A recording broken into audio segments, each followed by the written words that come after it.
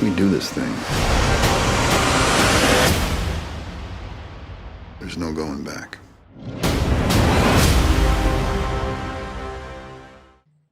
Hi, Chantel. I'm having deja vu. How about you? No, right?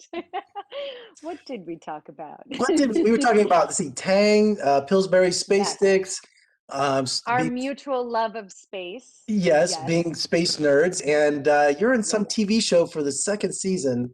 Something For oh all yes, man, for all mankind. that's it on Apple TV Plus. You know, I only saw the first episode. Wow, it's just this show is so impressive with its production values and also just the alternative timeline. And so, what can we expect from your character this season? What's her mission? Who I think she's on a mission of some self discovery, and in the midst of that, maybe having some sort of life crisis. Which is to be expected after what she experienced in season one and went through. I think that even though we have a time jump of 9 years before season two, that people are constantly discovering themselves. And for a long time, she was living for her husband in the program, and what it's like to maybe live for herself a little bit more now.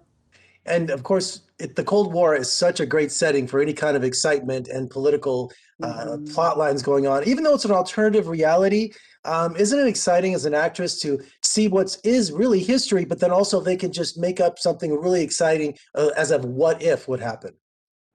Yeah. I think the Cold War is so great because it creates tension. And that tension kind of is in every character's storyline as well. And so there's this beautiful backdrop of space. And like in season one, there was so much like opportunity and discovery and what does failure mean and loss, like the moon. But then you would look at Karen and her life and think, oh, there was loss there too. So it's a beautiful backdrop that they use every season, and that kind of bleeds into everybody's storyline. But I just think that the writers are incredible at crafting, the story and the narrative and kind of existing in this alternate timeline. But it's not dismal and dark. There is hope. I know something I'll tease in season two, one of my favorite like history moments is that there's a very famous singer who's still alive. And it was this, I wish that was still our world. And that's what I love about Ron is, in season one, he was like, I want to give everybody the space program I was promised. And now there's parts of history that they can give us that we wished we wouldn't have had to go through or we wouldn't have had to see or experience. And as an actress, is there a sense of pride that maybe that one little boy, that one little girl would see this series and would it excite them to be in the space program or to study science? Of course, I always hope that any project I do inspires people that watch it, even adults. I think that I get inspired. I forget that Chris and Sarah and Jody are not real astronauts, and I will constantly, because I follow a lot of space pages and news, I will constantly send them things as though they are real astronauts and these are their peers. Um, I forget, like, oh yeah, you guys are just acting and playing like astronauts. You're not real And astronauts. following that, right before I spoke to you, I have a live Google alert about a live spacewalk if I wanted to watch the video. So talk about a good omen. Did you watch the last one with the two girls? No, I missed that one. Oh, we all were like on watching it live, and texting each other. And it's funny to feel like you're a part of a community because of a show that you're not really a part of. And can you tell me, as an actress, like these incredible sets and also the costumes and stuff, did you have a favorite moment for the first time when you visited the set or put on maybe one of the outfits?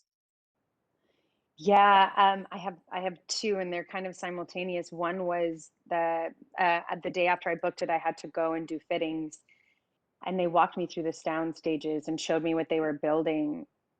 And I was with Michael Dorman and Joel Kinnaman and Sarah Jones and myself, and we were speechless. None of us spoke. We just looked around at everything and we're taking in all the information. Like JSC is like down to where the buttons are exactly perfect. And so we just kind of marveled and were completely like taken there. And it was an awesome experience to have with them like, wow, we're doing something big. This is really cool. And I felt the same way when I first saw the lunar surface.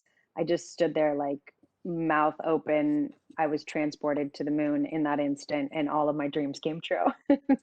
Well, Chantel, an epic show, season 2. I can't wait to watch it Thank all on you. Apple TV Plus. Thank you so much for joining me, and we'll talk Yes, again of soon. course. Nice to talk to you. Take care. Enjoy. Bye.